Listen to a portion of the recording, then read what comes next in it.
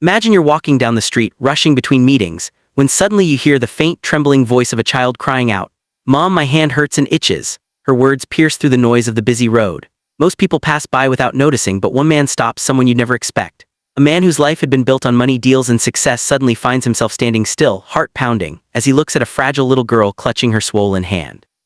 What happened next would not only change the girl's life, but would also shatter and rebuild the millionaire's heart forever. Stay with me until the end, because what you're about to hear isn't just a story of pain. It's a story of compassion, second chances, and the kind of humanity we often forget still exists in this world. It was a scorching summer afternoon.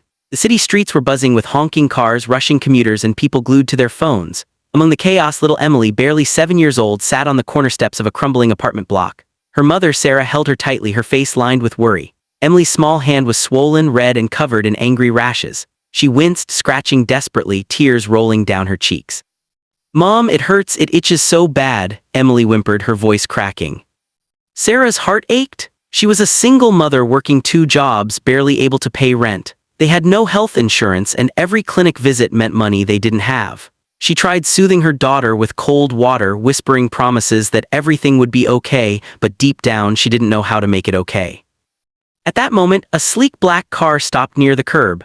Out stepped a man in a tailored suit, his polished shoes clicking against the pavement. His name was Richard Lawson, a millionaire known across the city for his booming businesses and ruthless success. To most, he was untouchable, the kind of man who lived in penthouses far above the struggles of ordinary people. But that day, something made him pause. Perhaps it was the raw desperation in Emily's cry, or the sight of Sarah clutching her daughter as though shielding her from the whole world. He froze. For the first time in years, Richard felt his heart tug in a way he didn't understand. Memories of his own childhood, long buried, stirred inside him, memories of nights when he too had cried with no one there to help. "Please don't scratch it, sweetheart," Sarah whispered to Emily. "I know it hurts, I know." Emily's cries grew louder, trembling, cutting through the city noise. And then, before he could stop himself, Richard rushed forward. "Stop!" he shouted, his voice booming with urgency. Both Sarah and Emily flinched, staring at him wide-eyed. "Don't touch it, that infection could spread, she needs help now." For a moment, silence hung in the air. Sarah looked at the stranger in confusion, fear, and suspicion. Who was this man, and why was he interfering? But Richard's face wasn't cold or detached like the headlines often painted him. It was filled with something Sarah hadn't expected: genuine concern. I can't afford a doctor," Sarah stammered, holding Emily's swollen hand protectively. "We'll be fine, we'll manage." Richard crouched down, lowering himself to Emily's eye level. His expensive suit no longer mattered, his voice softened. "Sweetheart, I know it hurts, but you're strong, aren't you? Can I help you get better?" Emily sniffled, nodding weakly, clinging to her mother. Sarah hesitated, torn between pride and desperation. She had been abandoned too many times, by friends, by Emily's father, even by the system meant to protect them. Letting a stranger take control felt terrifying. But when she looked into Emily's eyes, swollen with pain, she knew she couldn't let fear stand in the way of her daughter's health. Reluctantly, she nodded. Within minutes, Richard had his driver rush them to the nearest private hospital. Doctors quickly diagnosed Emily with a severe allergic reaction that could have turned life-threatening if untreated. She was given medication, her tiny body finally finding relief. Sarah's shoulders sagged as the fear lifted, replaced by tears of gratitude. But the story didn't end there.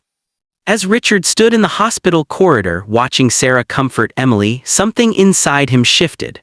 For years, his life had revolved around wealth, deals, and power. Yet here, in this fragile moment, he realized that all the money in the world meant nothing if it couldn't save a little girl from suffering. When Sarah approached to thank him, her voice trembling, Richard surprised her with words she never expected. "No mother should have to choose between feeding her child and keeping her healthy. I can't walk away now. Let me help you, both of you, not just today, but for the future." Tears streamed down Sarah's face. Emily smiled faintly, whispering, "Mom, he's like a hero." And in that instant, Richard knew he had found something greater than wealth. He had found purpose. This story isn't just about a millionaire saving a little girl. It's about the power of compassion in a world where too many people walk past others in pain. Sometimes, one act of kindness can heal not just a wound, but a lifetime of brokenness. So if you've stayed with me until now, ask yourself, who can I stop for today? Because you never know, the life you save may change yours forever.